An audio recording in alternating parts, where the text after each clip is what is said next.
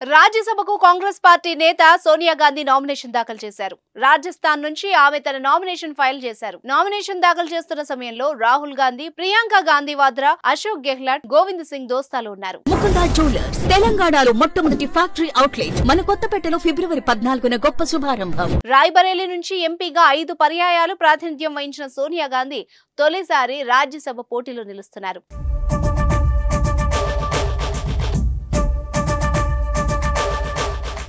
కాంగ్రెస్ అధ్యక్షురాలిగా బాధ్యతలు స్వీకరించాక 1999లో తొలిసారి సోనియా ఎంపీగా ఎన్నికయ్యారు. రాజస్థాన్ లో ఎన్నికలు జరగనున్న 3 రాజ్యసభ స్థానాల్లో ఒకదాన్ని కాంగ్రెస్ సునాయాసనంగా కైవసం చేసుకోగలదు.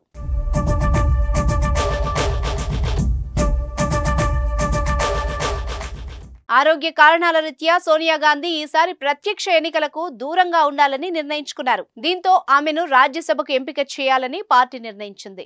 రాజస్థాన్ నుంచి సోనియా గాంధీ రాజ్యసభ ఎన్నికలకు నామినేషన్ వేశారు. జైపూర్ వెళ్లిన సోనియా గాంధీ తన నామినేషన్ పత్రాల్ని ఎన్నికల అధికారికి సమర్పించారు. రాజస్థాన్ నుంచి రాజ్యసభకు సోనియా గాంధీ వెంట పార్టీ ప్రధాన కార్యదర్శి కేసీ వేణుగోపాల్ కూడా వెళ్లారు.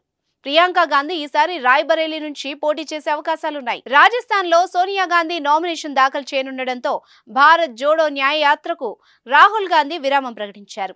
ఆరోగ్య కారణాల రీత్యా ఆమె పెద్దల సభకు వెళ్లాలని నిర్ణయించుకున్నారు. దీంతో తెలంగాణ నుంచి సోనియా గాంధీ లోక్సభకు పోటీ చేస్తుందన్న ఊహాగానాలకు తెరపడ్డట్టయింది.